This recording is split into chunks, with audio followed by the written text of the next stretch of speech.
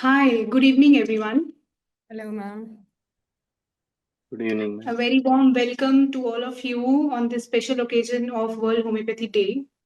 Today, we don't just celebrate a system of medicine, we celebrate a legacy, a philosophy, and a living science that continues to evolve through each one of us.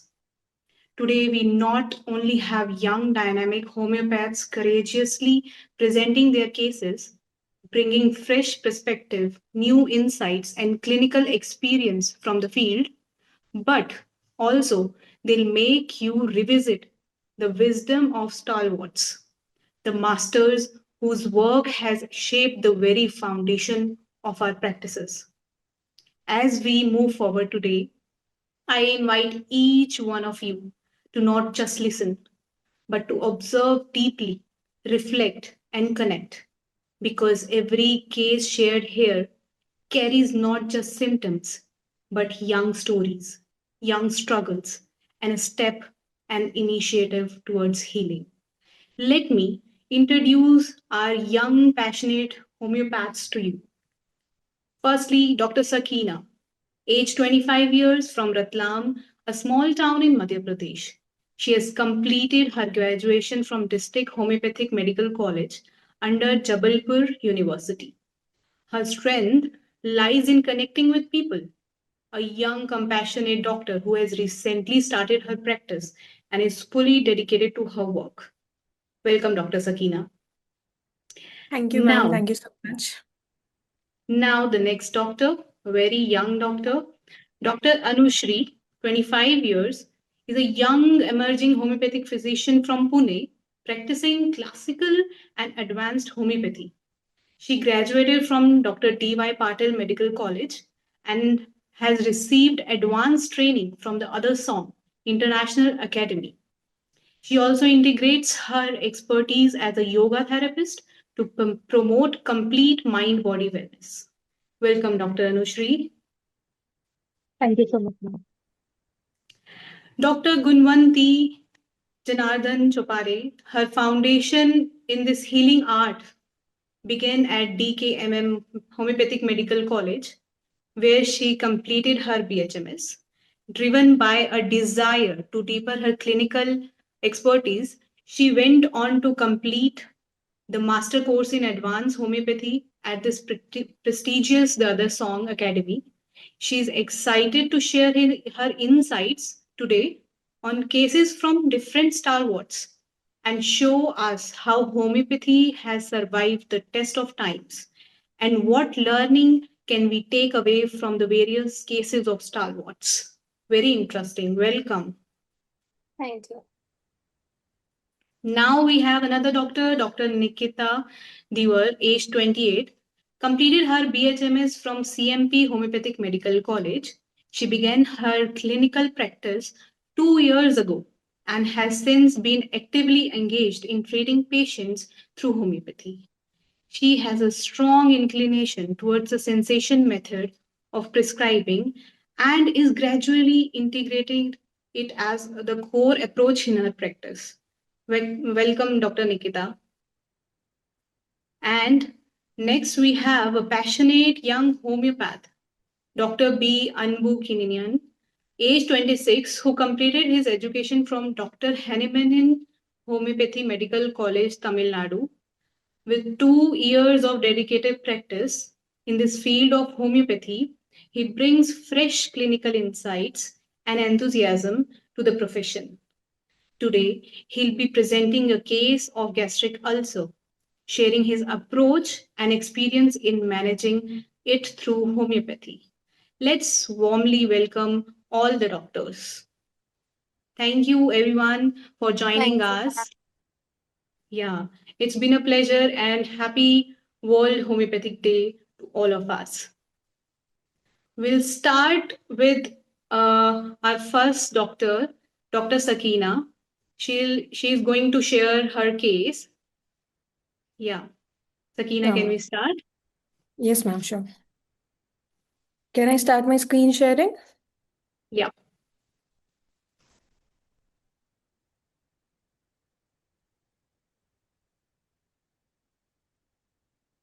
Okay. Is it visible, ma'am? Yes, yes. Okay. So, hello everyone. I am Dr. Sakina Abedin. My name is Dr. Sakina Bombewala, and basically, as ma'am said, I'm from Ratlam. First of all, I wanted to share that why I chose homeopathy. There is an interesting incident from my childhood when I was very small, very young. So I used to get sick very often, like every 2 months or 3 months, I need to get antibiotics from an allopathic doctor. And that's how I gained my weight and very much, and my immunity was going down as hell. So, as my concerned mother, my mom started worrying very much, and she decided that she'll take me to Mumbai to see a good doctor, a big one, and she'll consult me there. So we went to Mumbai, and there was a big hospital, a big name famed doctor sitting on a chair. And when he saw me first, he got so angry on my mother, and he said, "What have you done to your child? This many antibiotics and prescription and injection in such a young age, it was not needed at all." So my mother was shocked that how can a doctor say that I'm doing a wrong treatment because I'm taking the same medication that every doctor is prescribing religiously.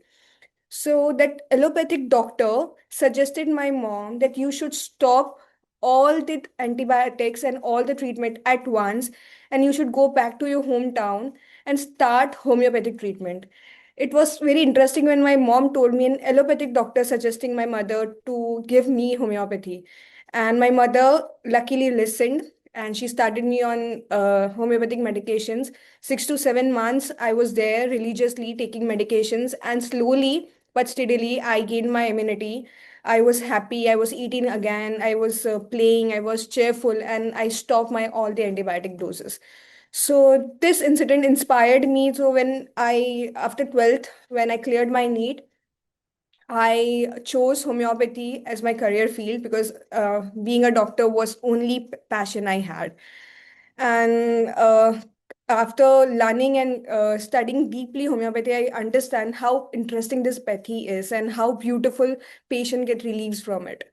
So, so then I started when I finished my course and I wanted to start homeopathic practice. Then I decided that I should promote homeopathy in a way that people should understand that it's not just sugar pills. It's more than it. It's not just a placebo effect. It affects deeply on your soul, and it treats the disease from its root. So I have started little, maybe we can say, initiative from my side. I have started my homeopathic channel on YouTube and Instagram. It's under the name of Dr. Sakina Abedin, where I continuously put video, not just promoting and getting patients from it, but telling them how homeopathy helps you, how homeopathic principle works. So this is my Instagram page, and this is uh, my YouTube channel. Recently, I've started it, and from this channel, I'm getting inquiries about patients, not homeopathic students or staff who knows homeopathy, but layman people who message me and tells me that yes, we have this problem that you have mentioned in the video, and are you sure that homeopathy will treat it?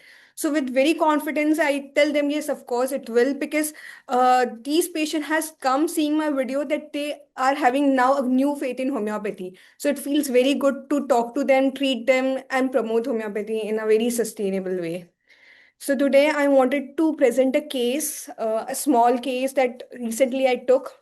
There was a patient X, and she had multiple complaints. There are some physical complaints that I've mentioned here. She has digestive issues. She got bloating after every meal.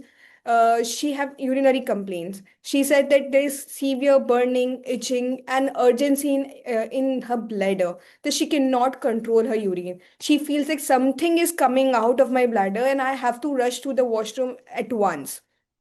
The same sensation I noticed that when she mentioned that I have same feeling in my nose. I feel post nasal drips. She mentioned that something is coming out of my nose and I cannot explain what it is.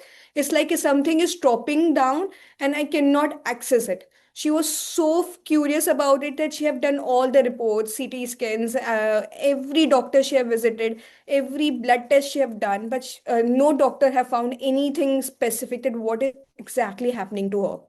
Then again, she used to fall ill very consecutively, cold and cough every 2 or 3 months, and she was very tired of it. And she had headaches, very common, very consecutive headaches. She used to get pains in her occiput region, which used to just here, not coming front, not going down anywhere, but just in that area. And she used to get headaches when she was very stressed.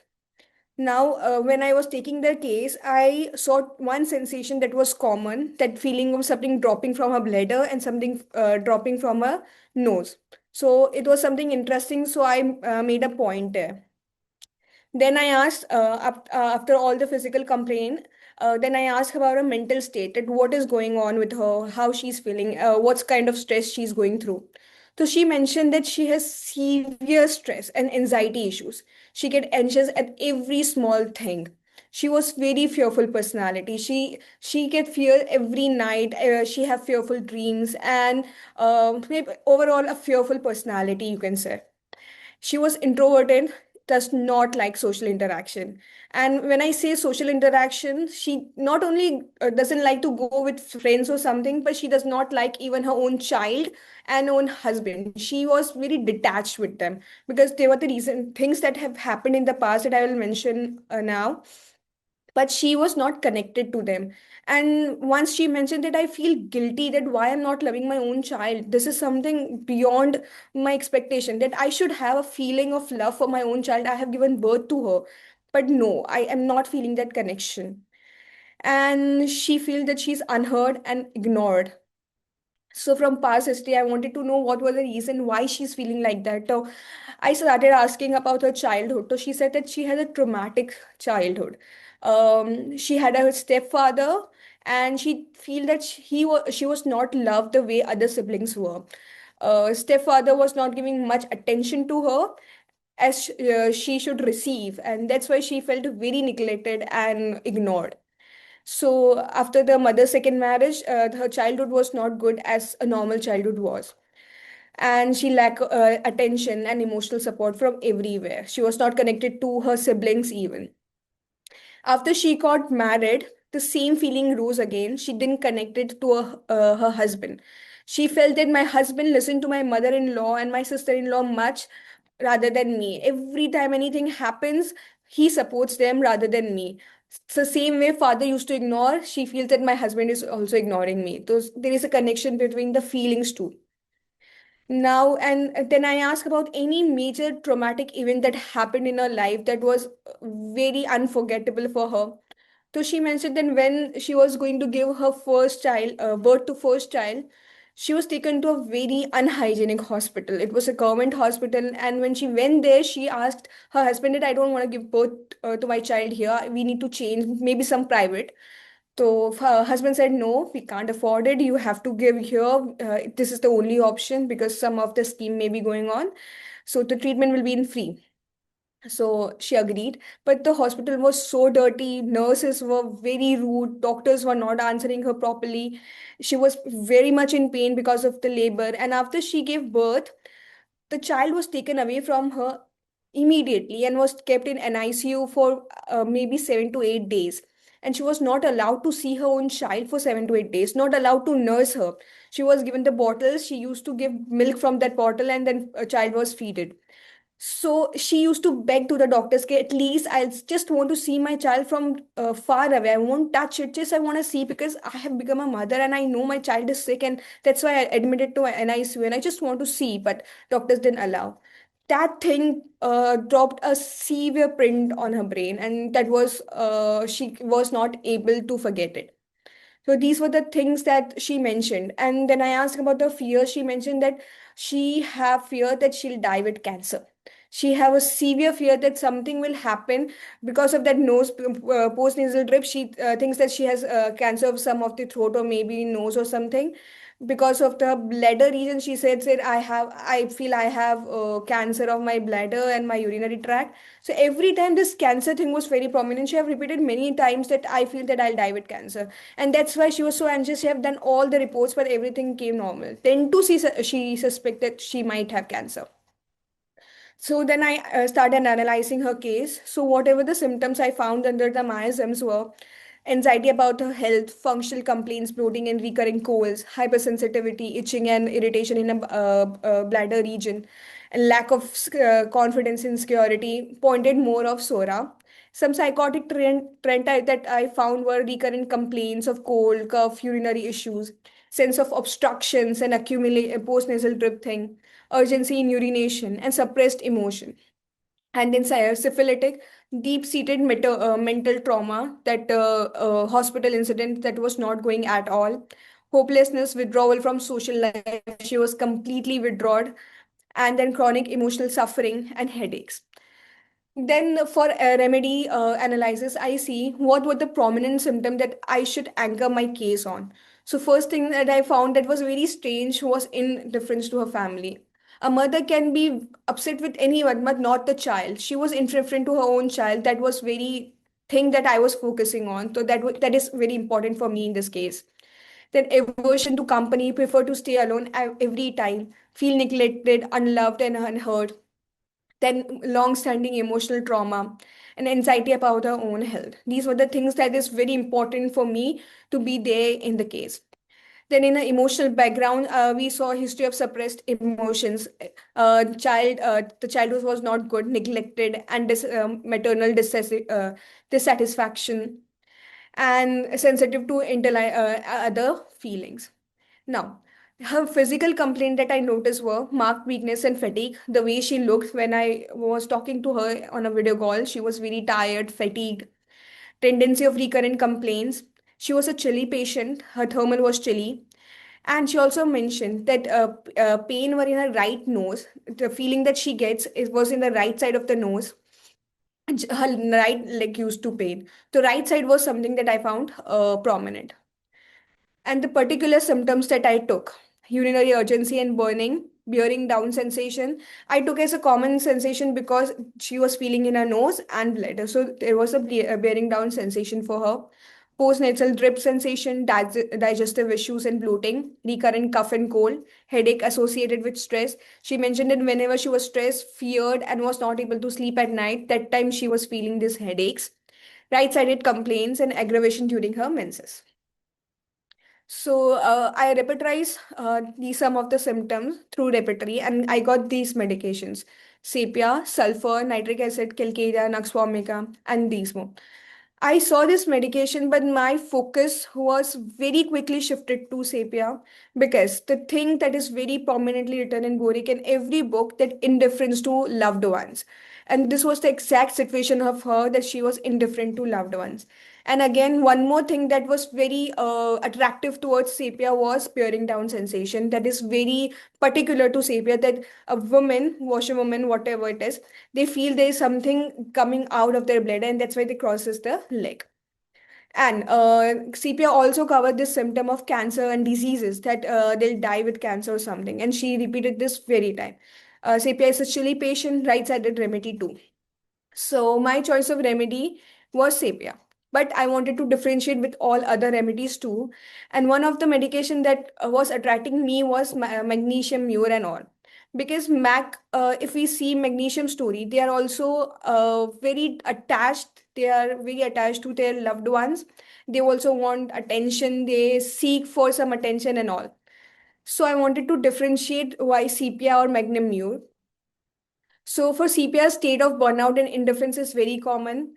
They don't care anymore. They are isolated. They are indifferent to the loved ones, and they are emotionally shut down. And magnesium mute, there is a state of deep grief. I agree, but but they want something to anchor on. They are dependent, moreover, and they also have the feeling of love and rejection and emotional hurt and silent suffering. So these points made me understand that my choice of remedy can be CPM. And the case was moreover on the mental level. Lots of emotional and things were disturbed. So I preferred sepia 1 m. I gave her dose.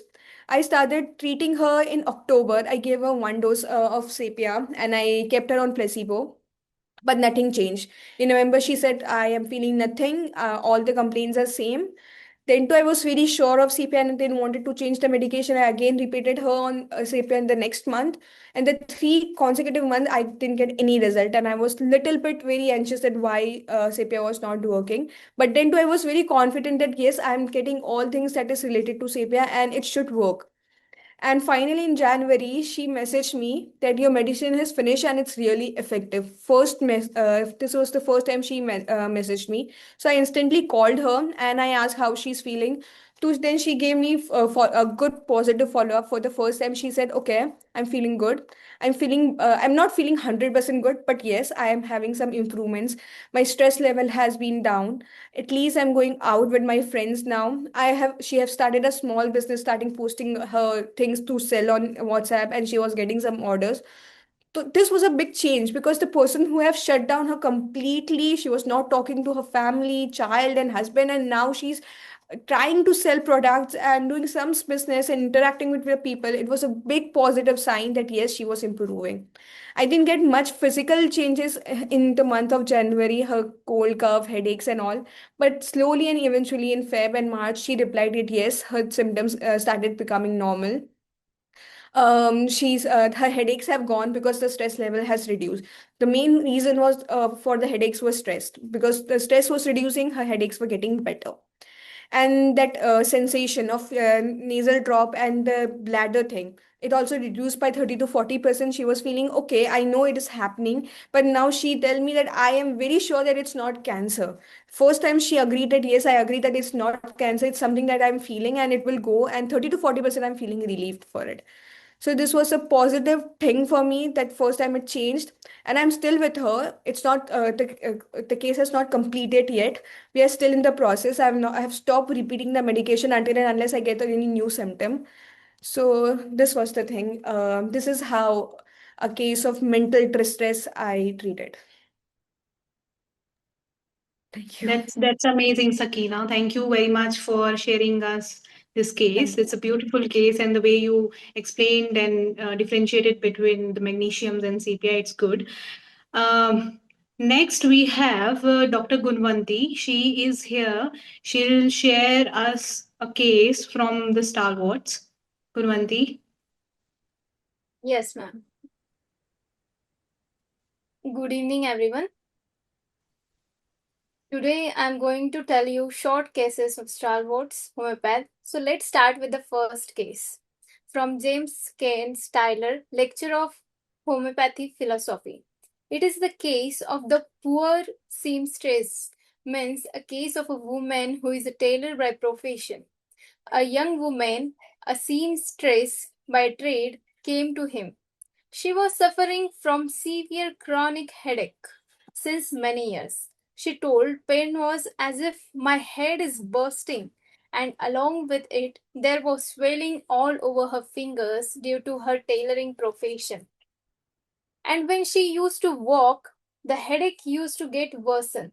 Even by light and any mental exertion, the headache used to get worsen. But the interesting thing which took attention in the case was she was extremely pale in the appearance, weak, and suffered from chronic constipation along with the headache. Now, here we can see that constipation and headache is not related, but it is the concomitant, which is the chronic constipation along with the headache. And Kane did not just look at the headache. He further looked at the person also, like she was always cold and wrapper feels chilliness. She was intensely irritable and she wanted to be left alone during her complaints, that is headache. And one interesting thing was she said when she used to press the head by the hard pressure, she used to feel better. Along with it, wrapping head up warmly used to give her more relief. Now, based on chilly nature of her and the amelioration by hard pressure, warm wrapping, and the bursting type of pain, Kent prescribed remedy Cilicia based on her chilliness relieved by heat hard pressure and gave Cilicia 10 10 as he preferred high potency for deep-seated chronic miasm and single dose as Kent strictly follow wait and watch rule. But the case does not end here. Within 24 hours after taking dose, patient returned in the agony. The headache was significantly worsened. In such condition, Kent gave her placebo without getting panic because he was very sure that the medicine he prescribed was correctly selected. And he knew this was the homeopathic aggravation, indicating the remedy was correct and acting deeply as high potency was given. By the third day, patient came and told the headache is completely vanished. And further, also it did not return again when she came to the follow-up. And not only headache vanished, but also her strength improved. Her complexion, which got pale, was disappeared, and her constipation resolved without further medication. The takeaway, the lesson from this case was never prescribe a new remedy during an initial aggravation when you are sure about your selection of remedy. Because it is the homeopathic aggravation is the sign of the curative response, as well as we know Kane's master of constitutional prescription and his wait and watch philosophy. This case illustrates the power of single high potency dose and the importance of the initial aggravation and to stay with the remedy of selection you have did by going through the case. Thank you. I would like to hand over to Dr. Akanshana.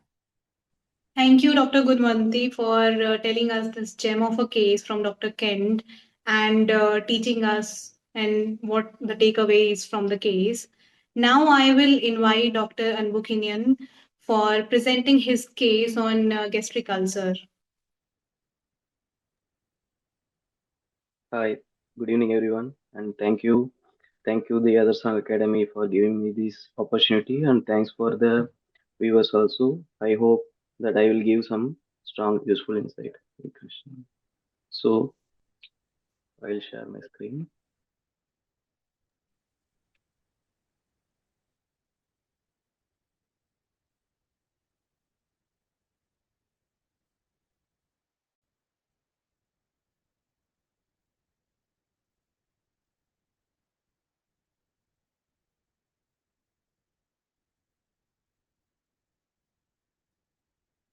Hi, ma'am, is my screen visible? Can I start now? Yes, yes, we can start. Yeah. So, this is a simple and very good case to hear that this is a case of gastric ulcer. Uh, Patient was a male, 27 years old, and he was diagnosed with a gastric ulcer past 2 years ago. And he had the complaint since then that the pain in stomach, that every time after he eating, the pain will stop, and he will get the pain for a long time, and it will not subside easily. It takes us more time to subside. So what he started to do is that he started to skip the lunch to avoid the pain. So since then, he take breakfast for a little quantity only. Then he skip the lunch part, and directly he take food at 3 or 4 p.m. to avoid the pain. That too, he took low quantity of food with the curd only, not the so much of variety of things. That too caused the pain. So he don't have any. He take all the medicines, but he didn't get any relief from the complaint for past 2 years. He just takes some Gelisil or some allopathic kind of things for gastric uh, tonics. That's all. But he didn't get any relief. He also visited doctor, and this is the main complaint. And to say about a person and his lifestyle, he is very clingy to family. That uh, how much clingy is, no, he never been went alone anywhere without his mother or father or his brother. So this is the patient personality of him. He never went alone for to study. He never stayed in a hostel. He never stayed in a hostel because he don't want to separate from his family. This is the kind of person he is. But uh, because of the family situation he has to go to abroad for a earning. So that too, he never interested to go abroad, separating from family. But their family members force him to go to abroad to work there and earn money. So what happened is 2 years ago, exactly 2 years ago, 2.5 years ago, he went to Qatar. What happened is at starting 6 months, he facing very sad face that he separated from his family. So he is so depressed that he feel alone. So that kind of depression he had at the time. Also, he never work like the work he doing in there.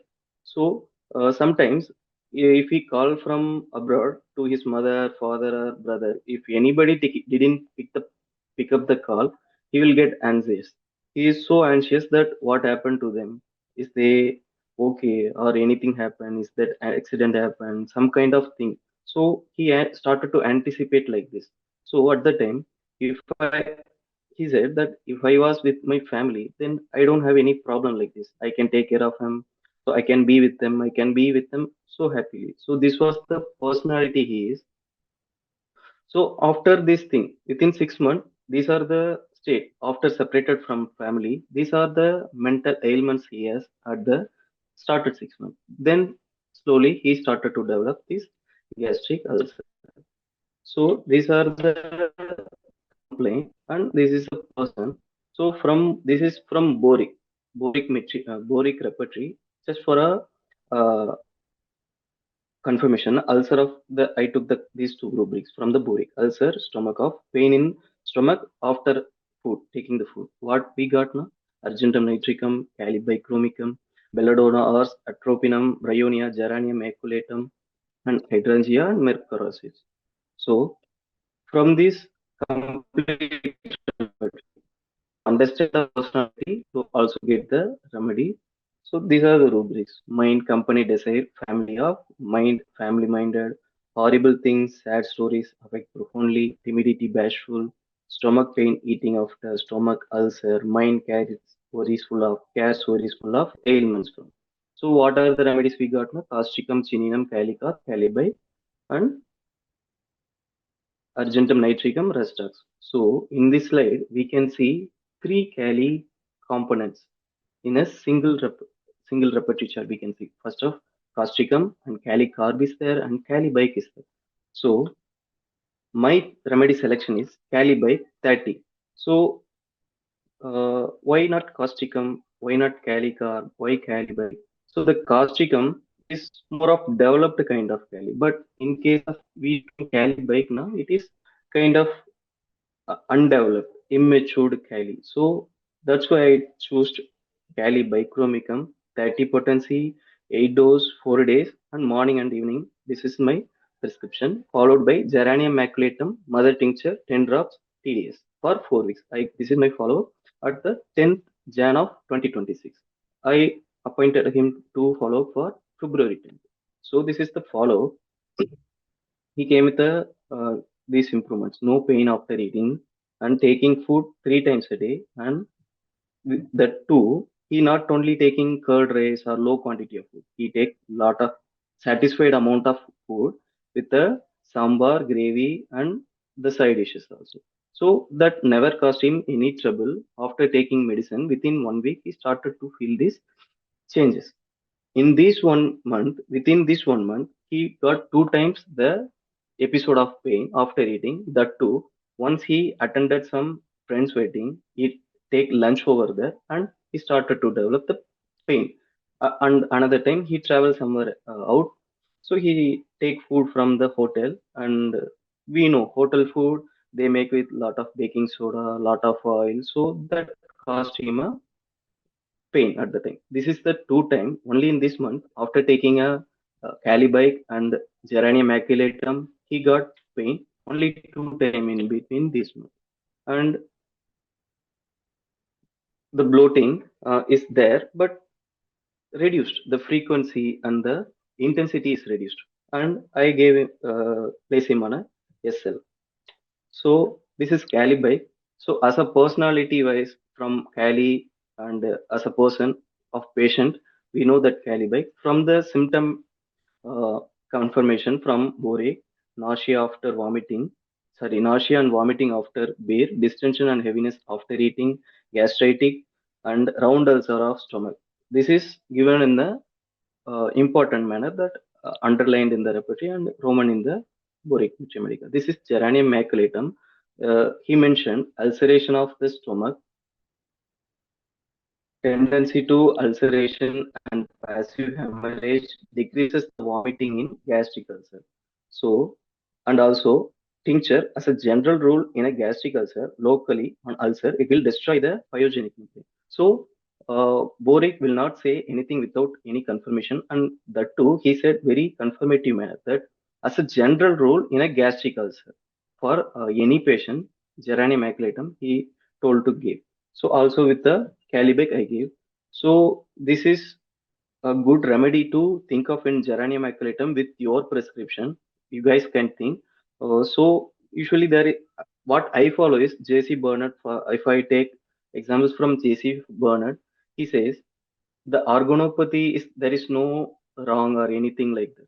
So he said whatever the weak link in the organism will tend to get uh, damaged first, and we have to give importance to that also. This is from JC Bernard, disease of spleen. The book is this disease of spleen.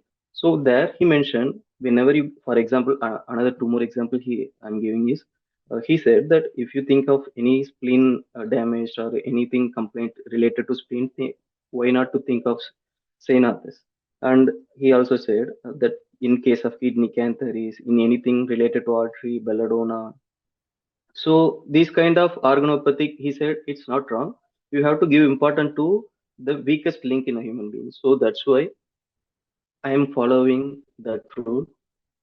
I am following that Geranium maculatum I gave him. It worked very wonderful, and you can also think of this Geranium maculatum in your practice whenever you get gastric ulcer and anything from related to gastric, like esophageal reflex, anything like now. There is, you can think of Geranium maculatum. And Boric didn't say anything simply. He said that will destroy the pyogenic membrane, that the abscess on the ulceration membrane. In histopathologically, if you are seeing, you can know more about the pyogenic membrane. That much of confidence Boric has in this, and I have confidence on Boric. So I tried this, and patient got relieved. I am also happy. So this is a case that teach me a lot. That homeopathy work very wonderful, more than allopathy.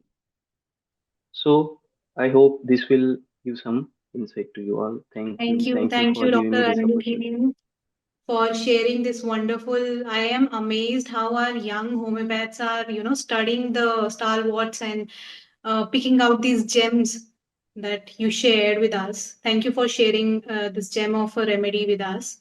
And can you differentiate a little bit about, why you didn't give causticum and why you give Kali?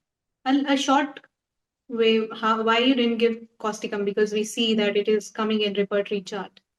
Yes, yes. When we study causticum from the sola framidina, that is the personality. They are tend to take authority. They are provider kind of. So they are more like a provider, actual doers. They are not complainers. They are not crying personality. They are not like immature, undeveloped personality. Who those are very clingy to their mother and father, family. They have this issue exactly that if anything happened to family, they are the first person to get answer yes. So that's what Shankaran sir, he mentioned in every Cali group, if anything happened to their family member, they are the person to get the anxious more than them.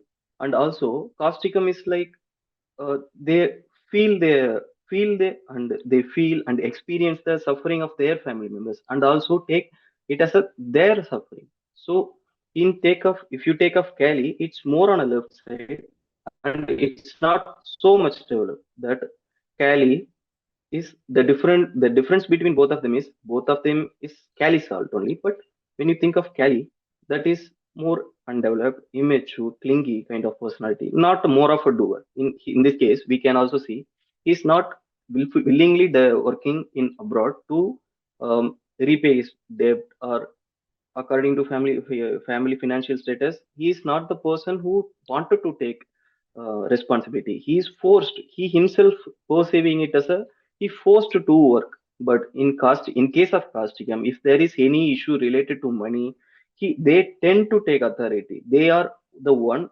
who first take responsibility to do any work, any kind of thing, to take uh, to earn money and to repay the debt and take care of family.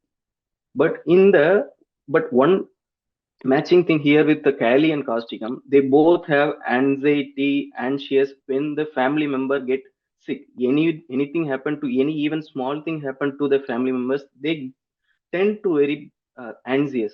But even that part also, Causticum will do something to their family member to get out of them from sick to health. But in the Cali, they only get, oh, something happened to my mother, something happened to my father, they are not well, what I'm going to do, I don't know what I'm going to, this kind of anxious. But they will work with the anxiety. They are tend to do something, to tend to do, That's they are a doer. That is the yeah, difference, yeah, I yeah. perceive. That is a wonderful differentiation, Dr. Anbu. You explained very well how Kali that you gave is on the left side and Causticum is on the right side. He can take responsibility and he's more developed. Wonderful. I have also heard that you have started campaigning as you have your clinic in the rural area. So for the awareness purposes, can you tell a little bit about your campaign also in a short while? Yeah, sure, ma'am. I'm happy to share my experience that since, like ma'am said, I'm practicing in a rural area. What I see from the patient, my patient now, everybody came to my clinic and they are asking for injection. They don't know what homeopathy is. So I gradually see lot of patients be like this. So I think what is happening, why they are not know about homeopathy. Then I came to know that they are not aware that one of the best wonderful medicine system is also exist. That name is homeopathy. They are not aware of homeopathy. So I thinking for long, what can I do to make them know aware of homeopathy, what can I do. So I started to thinking on that way. With the God's mercy, I get the idea that I can do some campaign in the every panchayat, every village, every area where I go, where I get chances. I try to do a campaign. That in that campaign we providing free medicines, medical awareness of homeopathy, and also about their health. So I named the campaign Homeopathy for Rural Outreach. So this is the campaign I am doing. And main focus of this campaign is to make the patient get use of homeopathy. And also, second thing, the homeopathy also will grow by this campaign, and I'm also get benefit by learning and earning. So these three things are the major main focus of this campaign. So these are the few slides from the campaign. So you can see homeopathy for rural outreach and everything in Tamil.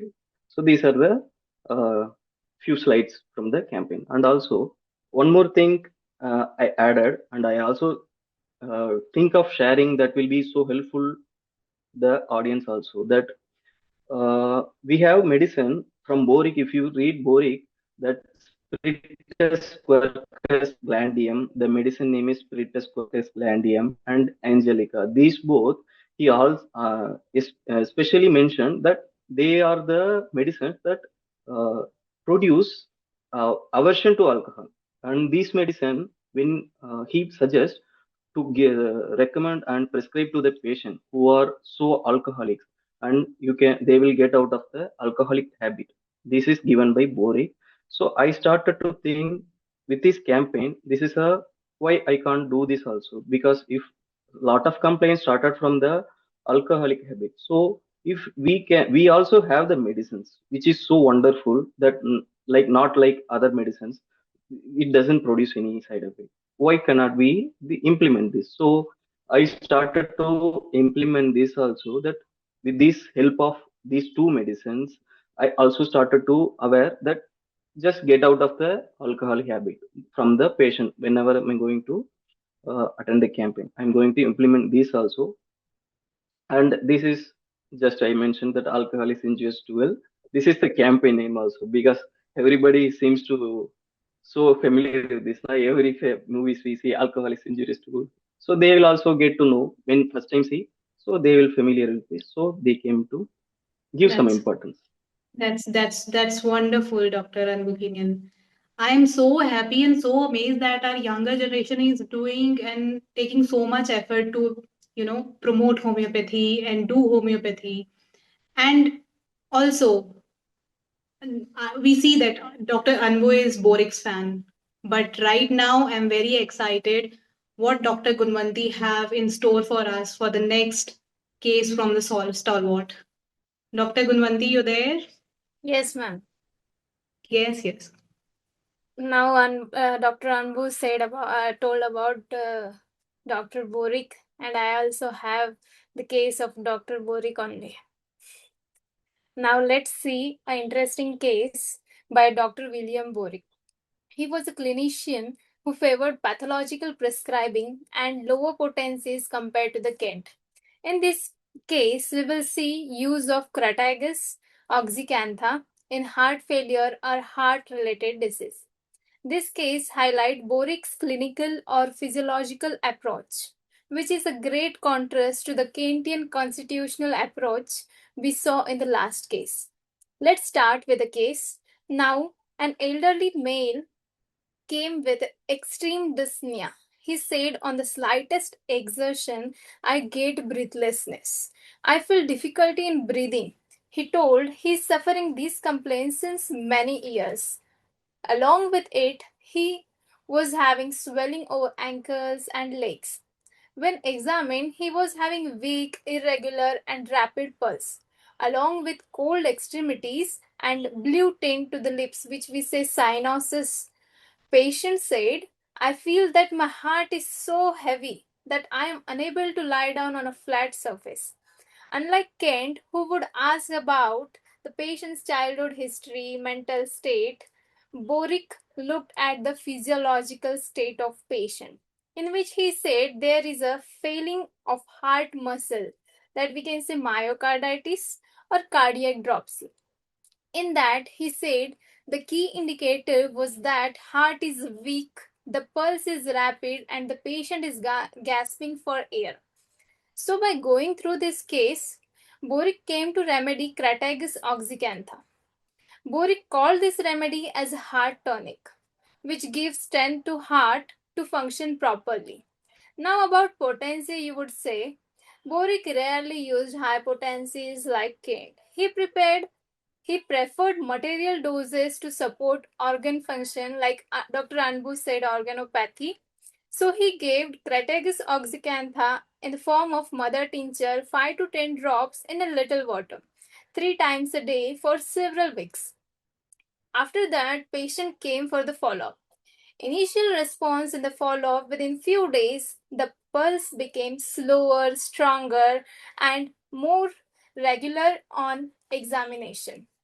On the second follow-up, he said that the breathing became easier and he was able to walk around the room without gasping the air. Further, edema in the legs began to disappear as the heart's pumping efficacy improved. This was not just a miracle cure of the soul, but the steady physiological repair of the organ. In this takeaway from this case, we can see that Boric focused on the organ pathology and the physiological symptom in this case and chosen the remedy Crataegus as it acts on the heart muscle, weakens, and the mother tincture form for physical tissue changes and frequent repeated doses. Thank you. I would like to hand over to Dr. Akansha, ma'am. Thank you, Dr. Gunwanti. That's another beautiful case. You have really worked hard to pick up these cases. Thank you. Now we have Dr. Anushri with us. Let's see what she have in store for us. Dr. Anushri.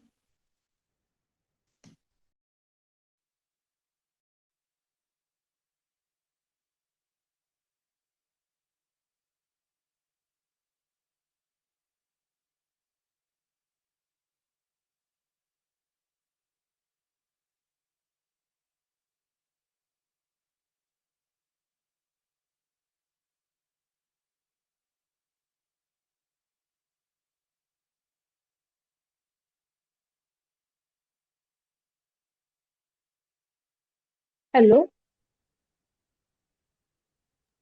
Yes, Dr. Shri, we can start. my screen is visible. Yes, yes. Just a second.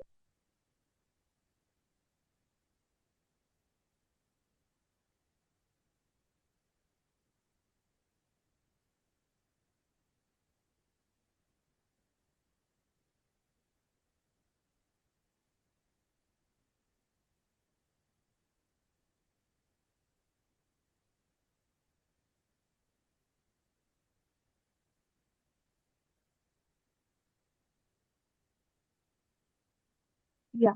Hello, I'm Dr. Anushri Vedpata, practicing in Pune. So today I'm here to share one case which have many complaints and how homeopathy can help in such cases. So let's start. This is the case of 22 years female. She's married. So the chief complaints was burning in her chest and stomach pain, like someone is stabbing. These complaints were since July, and the pain was worse at night while eating, sudden chest pain radiating to abdomen, and she was having disturbed sleep, reduced appetite, and she used to get up with jerks at night. She was having vertigo with this all stomach complaints and epigastric pains also. Weakness and throbbing headaches, perspiration with vertigo. Her menstrual complaints was she was having irregular periods. Since menarche, she was having these complaints of irregular periods, and the cycle was after every 3 months she was having cycles, and whenever she used to get her periods, the duration was the periods used to last for 15 to 20 days, and she was having clots with pain in abdomen, and she was having severe weakness with lower abdominal pain. Her physical generals was her appetite was totally reduced. She was having constipation on and off. Hers was very low. She used to drink 1 liter per day, and she used to have disturbed sleeps with jerks and having desire for spicy food and aversion to ghee. And she was having motion sickness. Her mental complaints are fear of death, emotional, weeping, fear of dark, ghosts, being alone, needs company, loneliness after marriage. As she was shifted from Pune to Latur, she was feeling very lonely and was missing her mother very much. She said that I want to sleep in my mother's lap, and she was weeping at that point. Her dreams was of dead people trying to kill her, and she's running. And she said that she was having the dream of her grandfather after he died, and she's talking with him. And she used to get up with fright, with sweating at night. And also she was having dreams of ghosts, and she was feeling very scary in the dreams. At night, she used to wake up, and if she wants to go out, she used to put on the light, and then she used to go out, and she feels that ghosts are trying to kill her and they are looking at me. Childhood, she had a fear of dogs and dreams of ghosts and used to get up screaming. As now also she gets up with jerks in the after the dreams. Fear of being alone in the dark and always wanted someone beside her in childhood. After the case, I tried Vice on her because I was seeing some pattern in her complaints. So to confirm the pattern, I tried Vice on her. So let's see what is Vice. Vice is witnessing. W means witnessing, I means inner, S means song, and X means experience. Witnessing is to watch without judgment, without wanting or not wanting. Inner is inward looking, the whole drama is inside and not outside. Song, there is a pattern, a melody that is playing within each of us across all different situations. An experience, that pattern is an experience, not thought or a image or emotion. It is a sensation and energy pattern, which is an experience. It may be shown with gestures and as a human specific qualities. It is beyond the mind, reason, and logic. So, with wise, we can explore many areas like delusions, effect of complaints, dreams, situation and crisis, hobbies, childhood, physical sensations, and sensitivity. So, I tried wise on her. So, this was the thing that she said, that she's standing in a dark, saying stop to someone. She's scared and she saw a ghost. No one is around her. The another picture, she said that there is no one around her. She is in some pain, trying to run. Suddenly, she saw some dangerous ghost. Around her, there is a dark and quiet. So, after that, I repertorized. This case was totally based on the theme. Uh, then also, I repertorized the case. The rubrics I took was vertigo, gastric derangement with vertigo, faint light, faintness, etc. Vertigo, perspiration during stomach pain, gastrodynia, stomach heartburn, pyrosis, stomach thirstlessness, stomach sensitive. I clinically examined her. So she was very screaming. I touched her abdomen. I palpated her abdominal area. So she was screaming with the pain. So I took the rubric stomach sensitive, female genital.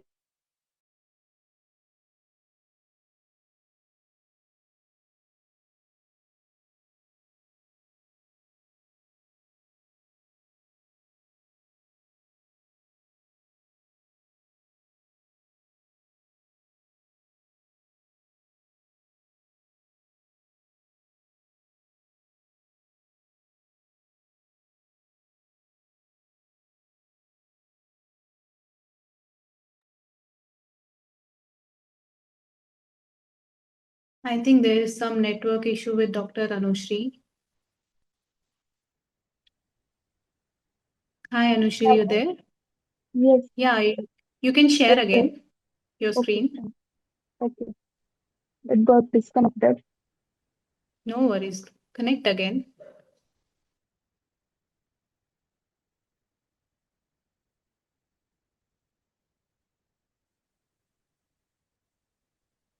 Where was I?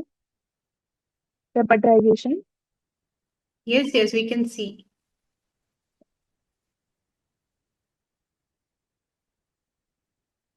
Yeah. So the mental symptoms was fear dark of, fear ghost of, fear alone of being, mind homesickness, mind people behind him someone is, and talking to dead people with. So here we can see many of the remedies are from Solanaceae family, Belladonna, Hyoscyamus, and Stramonium. So these were Onium and Pulsatilla. Pulsatilla was coming very closer to her case. I was thinking of Pulsatilla because she was having complaints since her menarche, very weeping, very much sensitive. So I was thinking of Pulsatilla. But the main thing was the Ranunculosis family has elements from indignation, humiliation, being hurt, silent grief, secret anger, silent grief, rage. And the passive reaction in the Ranunculus family is the numbness and blunt. So these were the things that were not covering by Ranunculus family and Pulsatilla. So the remedy given was Belladonna venom, OD for 2 days. And here we can see the violent terror, shock, fright, panic, horror. And in her case, we can see the pattern that in her dreams also in childhood and now also she gets up with a fright. She's having dreams of ghosts. In sleep also, she if she gets up, she didn't go without putting on the light. So these were the things that were covering by Belladonna and the Solanaceae family. So, here in Soul of Remedy, it is written that belladonna is a plant remedy of acute miasm. The feeling of belladonna person is of sudden threat from outside, from which he has to escape in order to survive. The suddenness is one of the main characteristics of belladonna. Everything comes in paroxysms with suddenness and goes with equal suddenness. But while it lasts, there seems to be very intense and life-threatening situation. The person is beside himself and wants to escape. Also, there is a certain degree of violence in his sensations and actions.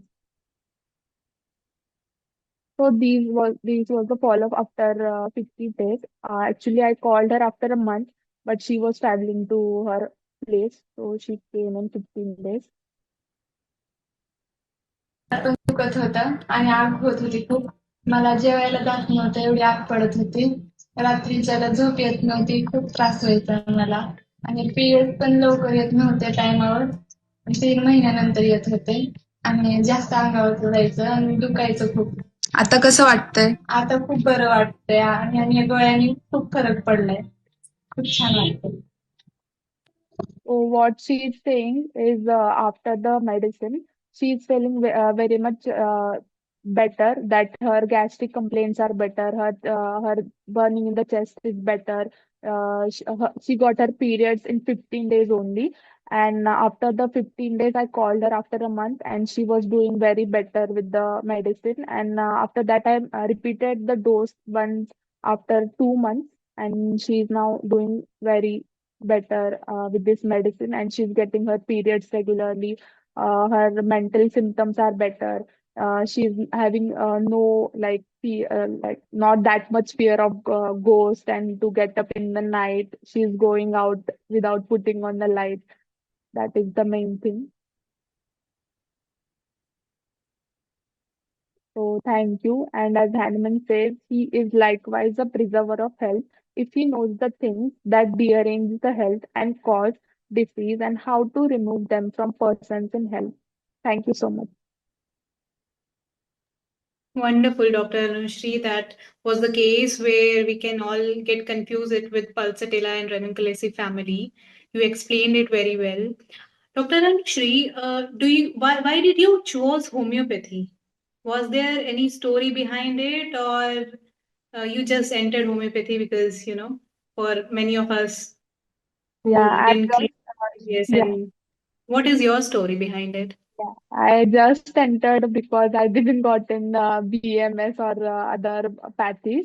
But after entering homeopathy, I was very sure and I was very much impressed by homeopathy and how it treats not just the disease but person as a whole, and how it mainly acts at the energy level of the person. That was the thing I was into the homeopathy.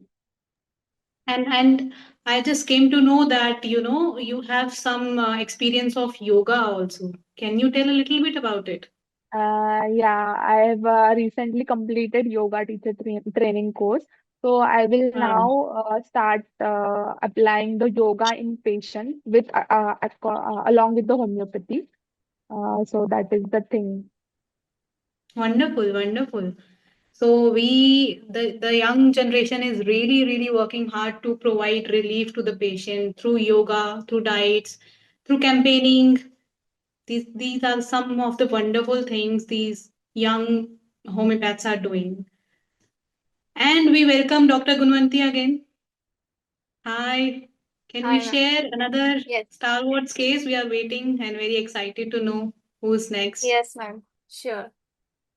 Now, let's see the one of the case by Dr. Clemens von Boninghausen.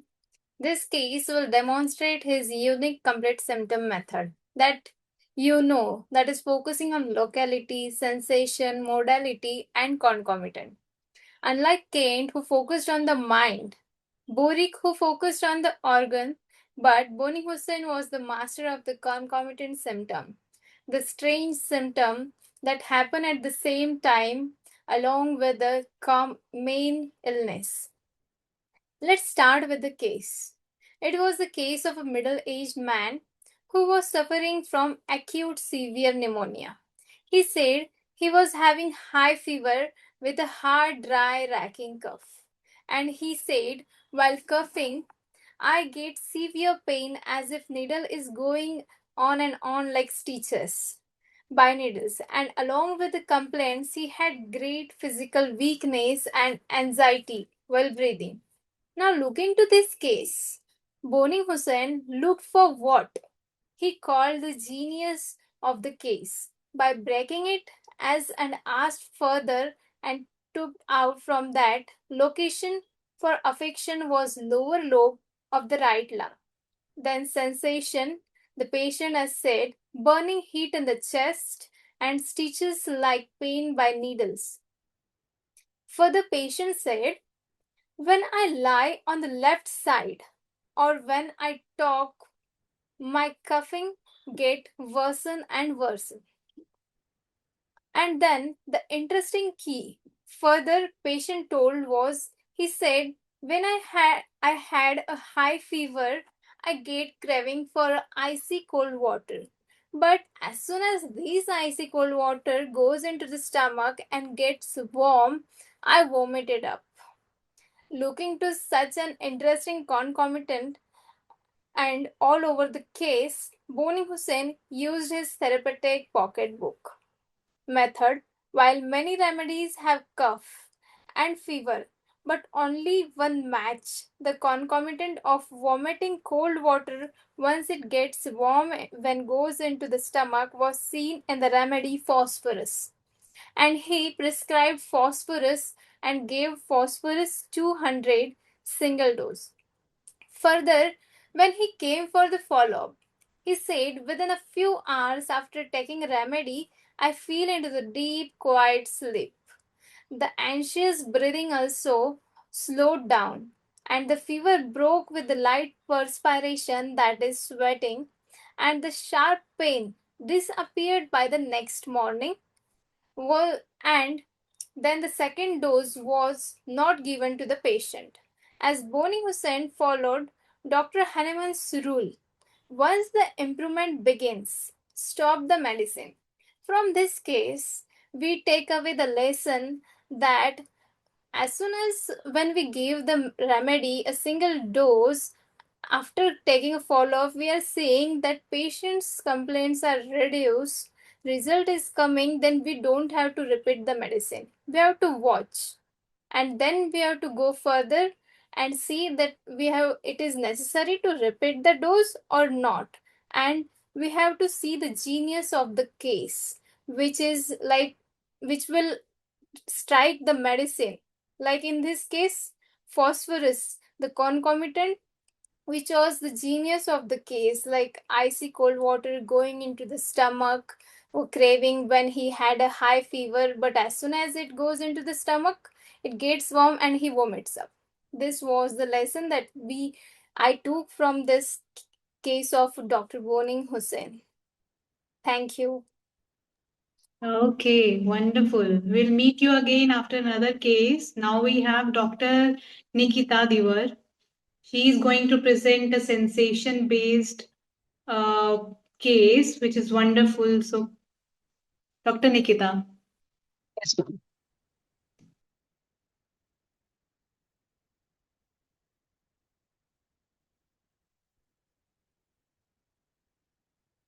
Yeah, so is the slide visible, ma'am? Yes, yes. Okay.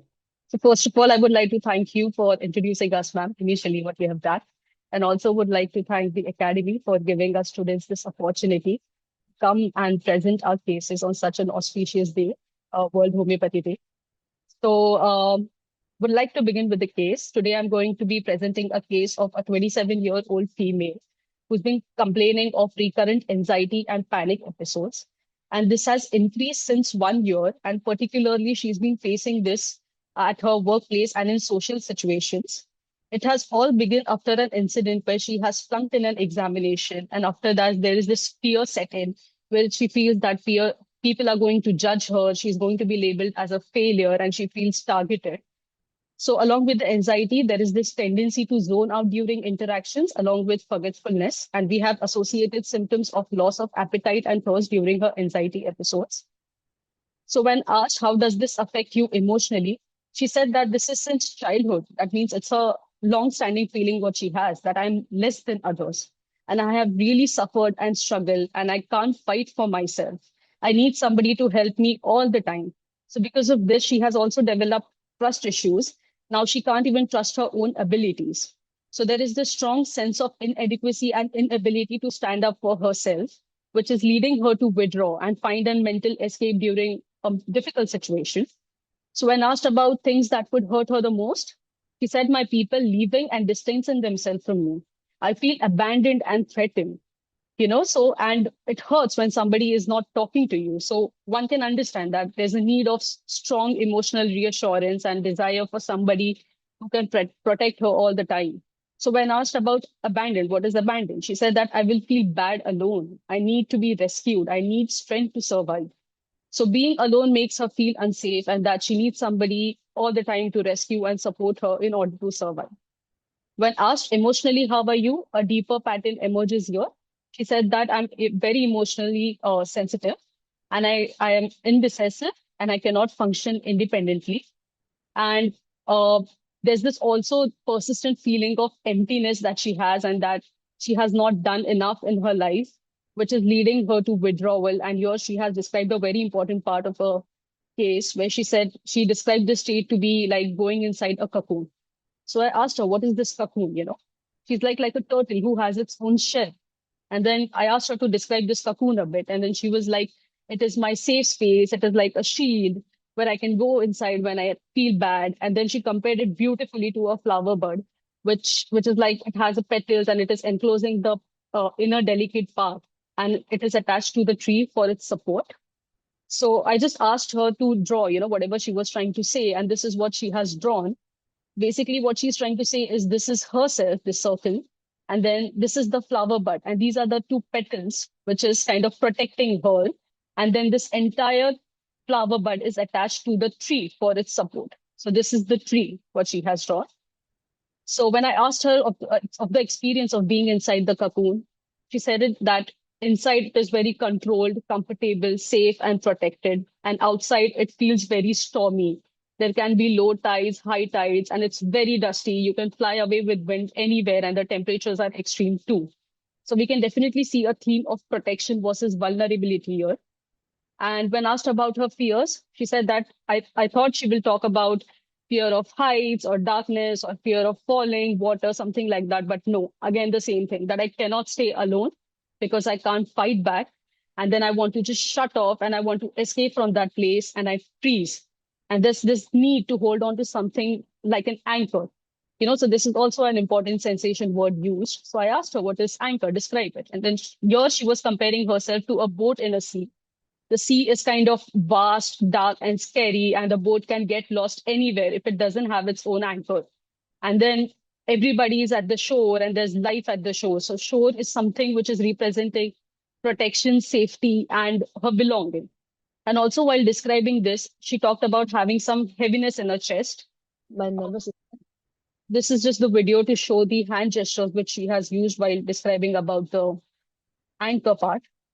1 second. My nervous system is like this. It's always like this, all over the place. So anchor is something which holds me on, tells me that I'm okay, and whatever I'm doing is right. It keeps me in this place. I don't again go this. It keeps me in this place. This is what is anchor. Yeah. My So there were a few important hand gestures, right, in the video. So I asked her to describe the hand gestures, and she was like, the movements, what she was showing, this is the sea waves. And this tight fixed position is the anchor. It is like it is holding on to something tight so that she doesn't flow away. And then she is not lost in the sea. She further went on describing it as something black and it is compact. It is not loose. It feels tight. And inside it is warm. It is exactly like the cocoon that I was talking about. So we can also see that cocoon is the word which is getting repeated here because it is something important for her, right? And then when I asked her, what is the experience of being inside the cocoon? She's like, inside the temperature is optimum. It is my space. You are existing, happy and at peace. It's comfortable. I carry my cocoon with me. And whenever I feel scared, I go inside. So this was the information that we have from the case. And while analyzing the case through sensation method, one must be aware about the themes of the kingdom, subkingdom, miasms to reach the remedy. So kingdom-wise, it surely falls into animal kingdom because there was this issue of survival, threat, and comparison that she is weak and others are stronger than her. And then it's not just a specific target, but the entire world seems threatening, right? And within that, the molars group and the bivalve features were more evident. Why bivalve? Because it's a primitive animal. There's a strong duality of in being safe and out being dangerous. They are also filter feeders. Filter feeders I mean that they are aquatic animals who feed on these suspended particles, microorganisms, and algae which are present in the water, and they act as natural water purifiers. So even in our case, the patient also talked about the outside being dusty, which is also bothering her. There was this connection, and there's always this need to be inside the shell completely. When asked about the miasm, it is corresponding to the psychotic miasm because of the element of excess and hyper response to the perceived threat. And the coping mechanism includes avoidance, anticipation, and maintaining of the appearance. So the remedy prescribed for her was Mytilus edulis 1M. I have given her 4 powders. Why mitral? Because by nature and by habitat, these muscles lives in tidal zones. There's this constant threat of being washed away by the sea waves. And to survive, they cling tightly to the surfaces and to each other, which is exactly the theme which was reflecting in the case of holding, attachment, and dependence, the anchor theme. Also, there was this fear of being lost in dark, vast, and uncontrolled environment. And obviously, the infancy stage, which brings the issues of trust and mistrust. Also, if we compare the drawings, what she has drawn to the image, this she was describing it as a flower bud. And here the flower bud is attached to a tree. And one can see, how Mytilus attaches themselves to the stone. Very similar. Yeah. So following her prescription, I think in the first month, I couldn't see much of a change. Her anxiety and panic frequency was better by 10%. And generally, she was feeling drained and exhausted, she said. And her sleep was disturbed, which was kind of worrying me. But then I still repeated the dose. I just repeated Mytilus edulis 1M again. And in the second month, for a change, I could see this apparent change in her. And, she was talking very boldly. She said that there is decrease in frequency of the panic episodes. I have no drain feeling like the previous month. Her generals also improved drastically. Her sleep was also good this time. So I've again repeated Mytilus, and this was the last follow-up which I've taken on 4th of April this month. And this is what the patient has to say. I was actually in a really very bad state few months back, and before I started the treatment, I was a very different person. I was very underconfident. I thought that I couldn't do anything on my own. Everything is going haywire. My emotions are not settling. So because of it, I was struggling in my career as well, because I am in a very responsible career field where I have to take care of a lot of people. So in that phase, my inner self was struggling a lot, where I was not able to stand on my own feet. So this is why my work was also suffering. I was in such helpless state where I felt like I need to go and hide somewhere. And I felt like, I need some anchor which will help me hold on to. I felt like, I really need to stand. But I felt that I couldn't do it on my own. With time, it all changed slowly and slowly. And I am a completely different person now. I couldn't even recall that what I was going through in that phase. Because right now I feel like that I am going to do anything that I can ever think of. I can do, and I can go and stand on the top of the mountain as well, and I can do whatever I want. I can do whatever I think, and I feel like there are possibilities that I can just think and I can achieve, and I do not need an emotional support right now. I can go wherever I want to. I can do however I want to, and in general, I am so happy that I'm self-sufficient, and now I can do whatever I want, and I'm really happy that I feel like being with myself is not a punishment now. Now I enjoy my company. I'm really truly happy after all this. Yeah, so this is I what the was patient has to say. So for the differential remedies part, I was thinking of Cypria eglantina, which belongs to gastropods, not bivalve. But the hypervigilance of Cypria that was seen, that she is alert all the time, and the social phobia, then this fear of judgment, and also this feeling of heaviness, which is very characteristic to gastropods, right? So Cypria was my another remedy. And also one more remedy, which I would like to differentiate from bivalves, which is very frequently prescribed as Venus mercenaria. Why it was unlikely considered in this case was because of its survival strategy. What it does in cases of danger is that it burrows itself inside the sand. So in the cases, it just doesn't want to be seen. So in the cases, it would be reflected as hiding, hiding, hiding. I just don't want to confront. I just don't want to be seen, you know. And we've also seen cases with where people don't even come out of their rooms. That is Venus mercenaria. And I think the emphasis was not that in this case, right? It was more of the clinging, the holding part, the anchor theme, which I could see in Mytilus. So Mytilus edulis was selected for her. So thank you for your attention and patient listening, guys. Thank you so much. This was the case, ma'am. Thank you so much, Nikita. That was a wonderful case of sensation method. And we'll just ask you a little bit why you are so much interested in sensation. What changed in your journey when you got to know more about sensation method? So, ma'am, during my college time, it started all from there that I would see we would take the cases, we would take the symptoms properly, we would take cases for half an hour and all. But while prescribing, teachers used to prescribe base on the basis of few keynotes or just there were teachers who there was also a time where two teachers were sitting together and they both had different remedies in their mind. So at that time I was very confused. I was like, do I have to practice homeopathy because this is so confusing? We are getting 10 remedies at a time with the same sort of symptoms, and even teachers have different opinions, right? So I was in that dilemma that should I practice or not. But I think post my college days, I happened to meet one of our faculties, that is Dr. Sunita Gandhi, and I was assisting her for 2 years, and it has been the best part of my life with her. She had introduced me to sensation method, and then I could see how easy it is to come to a remedy. There were times we would actually come to the same remedy as well. And then follow-ups like these, where people are like, from the core sensation, there's a change. She doesn't feel that being with herself is like a punishment, is such a big thing to achieve. And her anxiety and panic definitely has reduced. So I feel if one understands how to solve the case through sensation method, and along with this, also the PM of Dr. Mahesh Gandhi, one will definitely reach the same remedies, and it will surely be a similar remedy and will show results like this. So sensation method is something which I'm really inclined to, and this is the reason.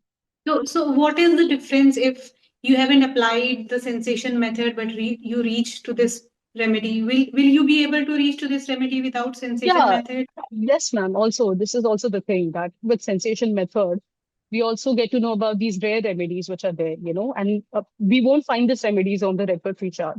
Even if we try to put the exact symptoms with exact modalities, we won't be able to find this remedy.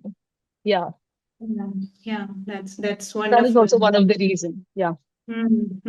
So what we reach to mollusk, we reach to calcarea-like symptoms, we reach to Yes. sepia-like symptoms, but it is very, very difficult to go in depth until we know the sensation, until we Right. know where to find out. It's a wonderful case, Nikita. Thank you. Thank you so much for sharing this case with us. Thank you, ma'am. Thank you. Now we have another case from the stalwart. Dr. Gunwanti. Yes, ma'am. Yes. Now let's see the last case, that is by Dr. Cyrus Maxwell Boger. In this case, he focused how to handle chronic localized pathology using sensations and concomitants. Let's start with the case. A middle-aged man came with excruciating facial pain since many months, and further on finding it was the chronic trigeminal neuralgia he was suffering from. Then patient said, right side of my face is affected more, and further was seen the location was primarily right side of the face radiating from the infraorbital nerve. He said, when I start chewing or doing any movement of the jaw or while talking, I get sharp lightning like shocks of pain, and even slightest touch or even a puff of a wind would trigger his paroxysms.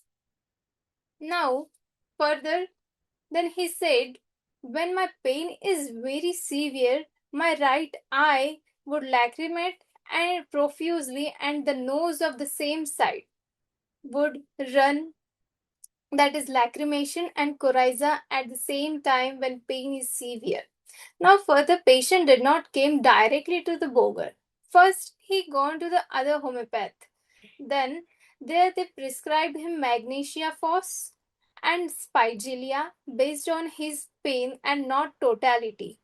And patient did not get any relief.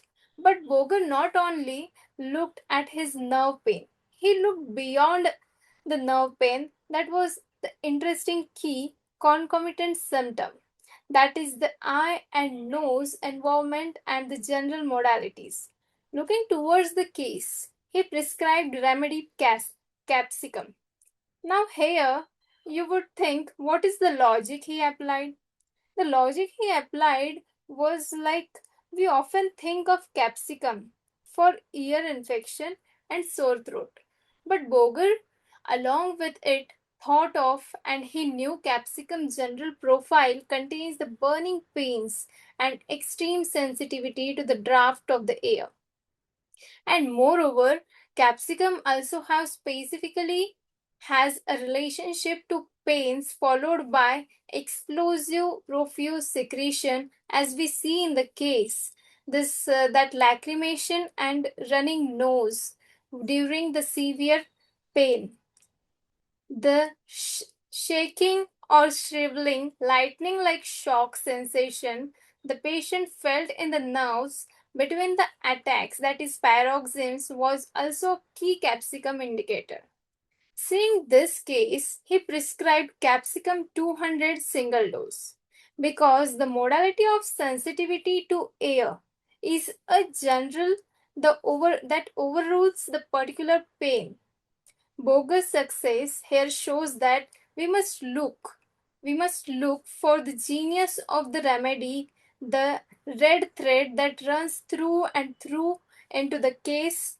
In this case, the burning and the air sensitivity of capsicum matched the patient along with the concomitant, that is running nose and eye lacrimation during the severe pain. Further, patient came for the follow-up and told the lightning pains that he used to had ceased within the 24 hours. Means you can imagine within 24 hours it would difficult, but by homeopathy it got ceased. The sensitivity to air disappeared, and in further 1 year follow-up, neuralgia did not return again.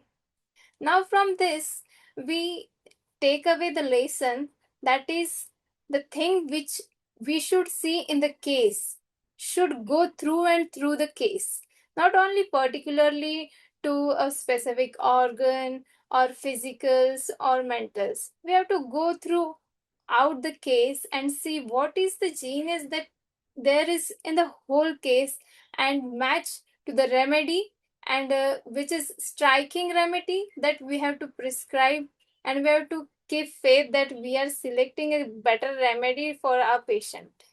And thank you everyone for your patience, and once again wish you all World's Homeopathy Day. Thank you. No, you are not going anywhere. We are still here to ask you questions. Like you have studied so many stalwarts and you have brought out so many cases. Yeah. So, is there any story? Why are you so interested in studying all those, stalwarts? You have any story why you joined, homeopathy? Yes, actually, what happened was before coming to BHMS, my small sister, she was admitted in ICU for dengue. She was very severe. Nothing worked. Allopathy, IVs, fluids, steroids, nothing worked. Suddenly, her platelets came to 25,000, and she was very critical. All were very tense. One homeopath in our area, Dr. Lalwani, he gave some homeopathic medicine. That time you don't know what is homeopathy or what are these medicines from which it is made, but we gave that medicines to her, and in 2 days her platelets increased. In 7 days, what was not happening by using allopathy's IVs, this homeopathic medicines did in 2 days. That was a miracle thing that I seen, and not only about my sister, myself also. I don't take allopathy because my all stomach complaints aggravate. So I prefer homeopathy only. By mistakenly, I came to homeopathy, but now I like to be a homeopath, and I am proud to be a homeopath. And in these difficult times, the belief system strengthen on homeopathy when our own people suffer and nothing is working. That is I can relate to this feeling. So right Yes. now I have questions for so many questions for all of you, but as we have less time, so we'll start with Sakina. Yes, ma'am. Yeah, as a young homeopath, Sakina, what difficulties do you think you are facing? Because it can relate to many people of your age. Ma'am, if you ask me about practice, the first thing is people don't believe homeopathy as compared to other pathies. They still have doubts. Of course, they come to us, but as an option, as something that it might work because they have given up hopes to others. So I understand that homeopathy sometime in chronic disease take time because we cannot in acute, of course, it has great effects. I can give we can try to give results in 2 or 3 days if recurrent cold and cough kind of thing. But the patient who comes for the chronic things, so we have to make them understand that we cannot promise you that 1 or 2 months and you'll see drastic changes. You have to trust, you have to wait. And I tell you, people nowadays are impatient. They want result as quickly as possible. They just need painkillers for everything. So make them understand, counsel them, make them to try homeopathy. It's a big task.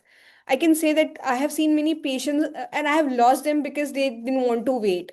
I try to counsel them, but at a point, if they don't understand, we have to let them go. So the thing is, I believe that if people start to see homeopathy, try to understand the disease that it's chronic, it's not something magical pathy that we can promise you that you will be 100% all right. So it will be the best thing. This is the task that I go through every day. And as a new homeopath, making them believe in this pathy is a big task. I completely understand as a new homeopath, this is something we all deal with when we start our practice. Now we go on to Dr. Anbu. Anbu Kinyan, Yes, ma'am. where Yes. where do you like you have started all the camps and everything, you are spreading homeopathy like anything, you have made up your mind to spread and benefit the rural people with your practice. Where do you see yourself in next 5 to 10 years? It's a very difficult question to answer. Frankly, I have to say. Yeah. See, um, I have hope that I will get some succeed, get some limelight. Not even limelight. I hope I have some opportunities. I have some future scope financially or running homeopathy clinic, getting patient. I have hope I can succeed, but as of now, I'm focusing on this campaign. My full focus and full belief on now is this campaign and the practice clinic. These only 5 to 10 years. I didn't plan anything like that. You asked me suddenly. So I believe in homeopathy. The first letter I wrote to TOS na when I try to join in TOS, that I wrote this letter to Shankaran sir and Pallavi ma'am and Meghna ma'am that uh, I couldn't tolerate with this rural. I need some knowledge. My knowledge is so insufficient to manage with a rural patient because everybody come to my clinic and ask me for injection. So I said I have hope in belief and hope in homeopathy, and it will not let me perish in the dark. So I have the hope, but I don't have any future ideas, man. As of now, I have hope that I will get some succeed one day. And I am very much sure the passion you are showing and the way you are spreading homeopathy, you are definitely inspiring other people who have their clinics in rural areas. And by God's grace, you'll do good. Yeah. Surely because of God's grace, I am doing everything. And the grace of TOS Academy also. Forgot to mention. Thank you, ma'am. Thank you so much for this opportunity. So we'll go to Dr. Anushri now. Dr. Anushri, where do you see yourself in next? Next 5 years will be like I will be spreading homeopathy and making the people to believe in homeopathy more. And that the other systems of medicine just cure the disease and not the whole thing. from mind to their diseases to their energy levels. I want to like make people that homeopathy is the thing that they can choose first as their way of or mode of treatment. And I want to combine both yoga and homeopathy. So maybe I will be giving and serving more to the humanity. That's where I see myself in 5 years. That's wonderful. That's wonderful. Combining yoga and homeopathy, these are both natural ways of treating a patient. And I hope and I wish you all the best with this venture of yours. And now we come to, I guess, Dr. Nikita. Yes, ma'am. So, as you mentioned, Dr. Sunita Gandhi inspired you and you have learned with her. She is an amazing lady. Can you share her experience, your experience with her, or a case or something that motivated you more? Uh, Ma'am, the fact that I was assisting her and I was very naive when I went there. Even during the interview, I couldn't speak much to her. She was asking me, what are the methods in different homeopathy and all.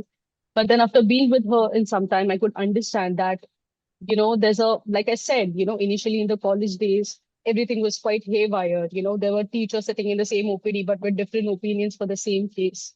So I was really unsure that I'm going to practice homeopathy or not. But with her, being with her for a month or two, she was, first of all, she's a very disciplined lady, you know.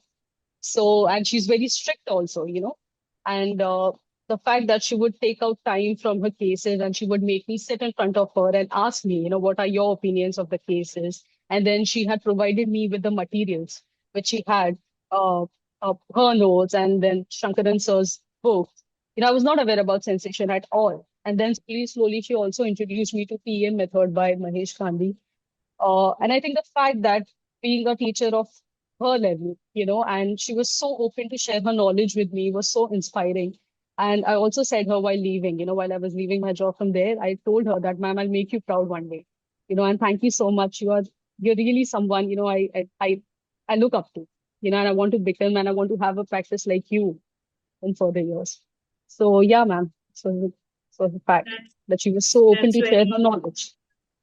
that's wonderful because having a great mentor whom you can look up to is something which keep inspiring you every day to do good in your life because you look up to a personality who has worked hard.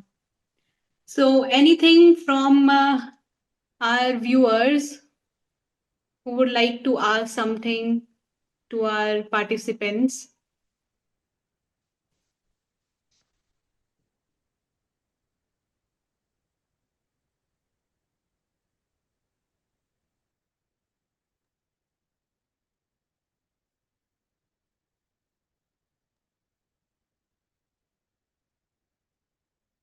Ma'am, there is a question for Dr. Anbu Kinyan. Yeah. So Dr. Anbu, Yes, yes. Sanjay Rora is asking you, in a family, if the husband is severe alcoholic and not ready to leave alcohol, but the wife is fed up and wants the husband to get out of this drinking problem, as a homeopath, what potency of Curicus and or Angelica should one give hideously mixed in food to get the desired effect? Yeah, I got the question.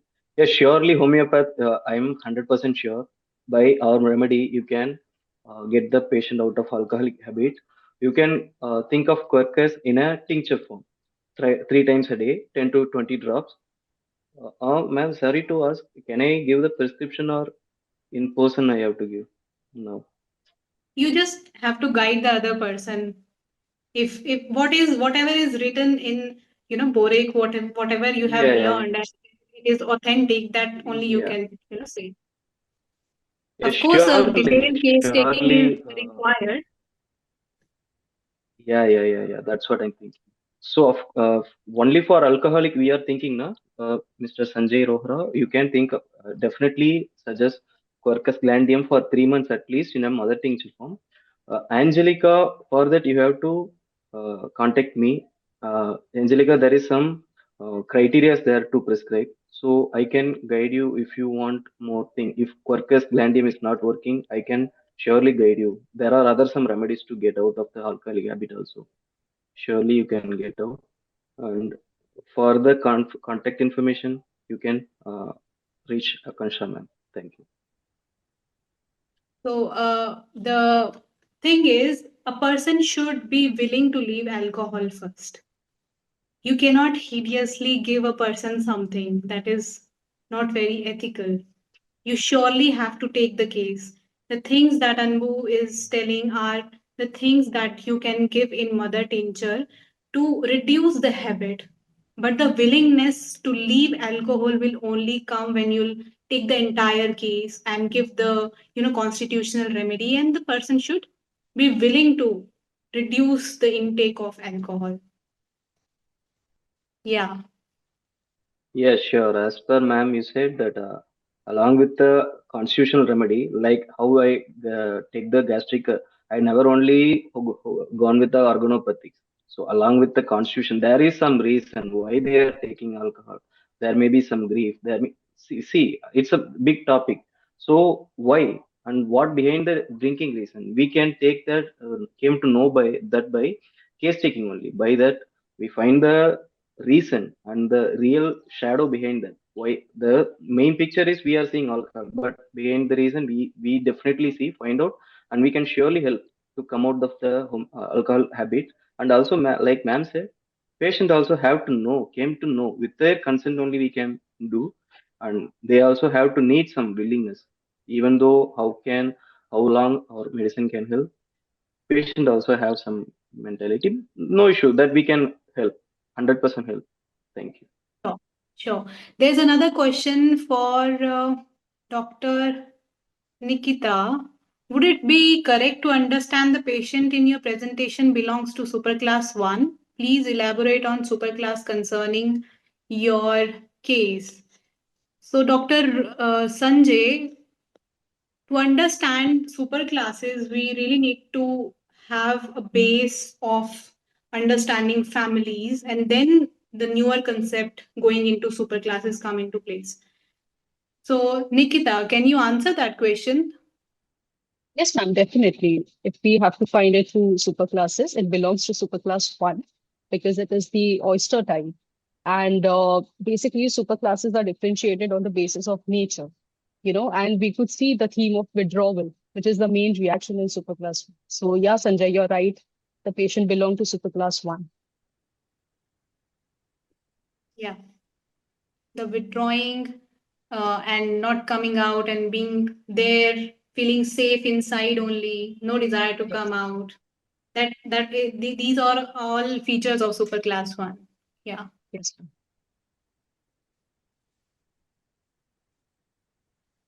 Okay. Any suggestion for second BHMS students? Do anybody want to answer that? Ma'am, Dr. I would like Gunwati? Yeah, Sakina, go ahead.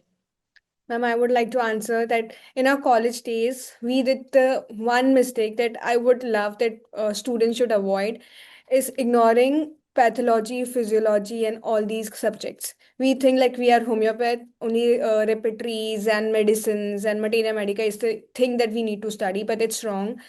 In homeopathy, it's very important to do diagnosis. There is a very misconcept or a myth we can say that diagnosis is not important.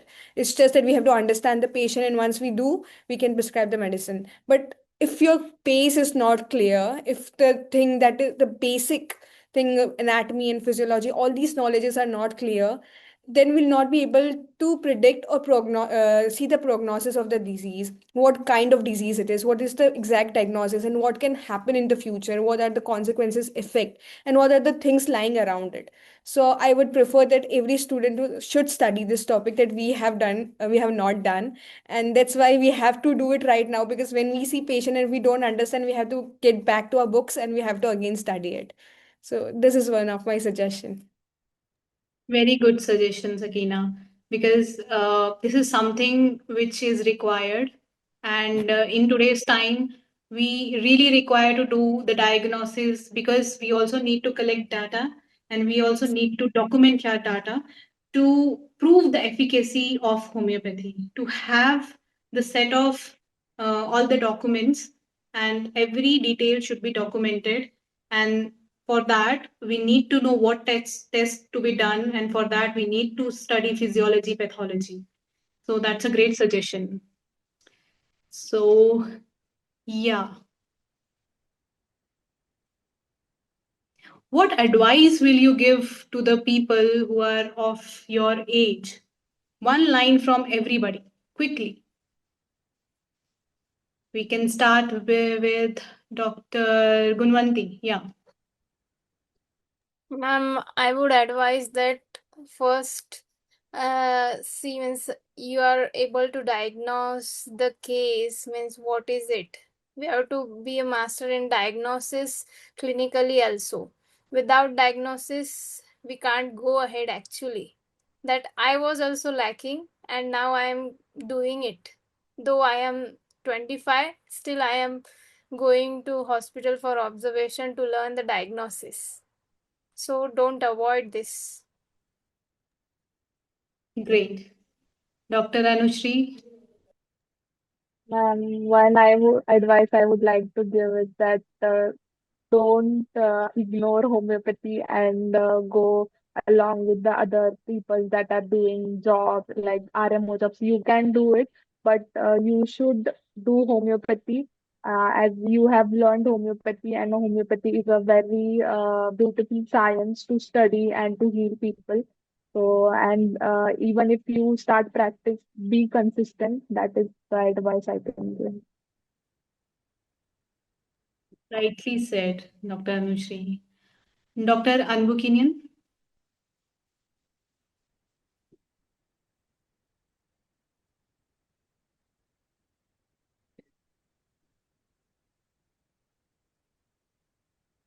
Dr. Anbu, what advice will you give?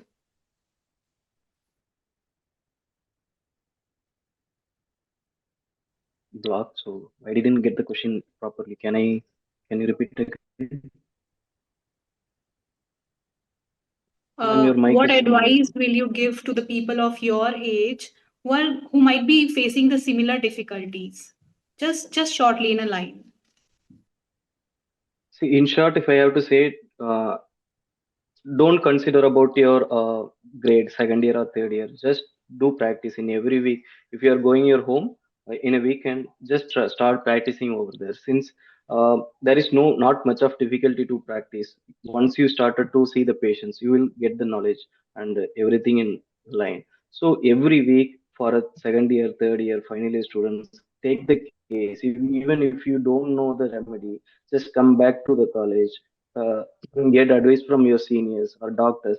By that, you prescribing to your patient, you will get the complete knowledge. Do that. Start doing that, because I missed that thing. I didn't do that thing, so I personally felt that is so important. Yeah. So everyone who have missed whatever they have missed, they are advising you that. So that's a great advice. So you keep taking the case. Case taking is, very important. So we next go to Nikita. Yes, ma'am. My advice would be first to practice homeopathy, as a career. And even if we are doing anything for as a part-time job or anything initially, because it becomes difficult the initial years, we don't have that flow of patients, but do practice homeopathy, keep the evening hours free, for yourself. Just get those family patients that you have. You never know, one of them can actually start referring you patients. And that is how you grow basically. And also to get introduced after college to these different methods of homeopathy that we have. We have Kolkata method, and then we have Boninghausen method, we have sensation method, like this. So get introduced in those initial years to these different stalwarts, so that you understand, how you want to start your practice, and what you want to keep it as a base, that this is the base of my practice and I'm strong at this method. So one needs to introduce themselves to these different stalwarts to understand that. That would be my advice. That's true. That's true. We saw many cases today. One solved with bogus, style of prescribing. One solved with sensation, and other ways of prescribing. So that's a wonderful, collaboration of stalwarts. And of course, Dr. Gunwanti showed us many cases from original cases of stalwarts.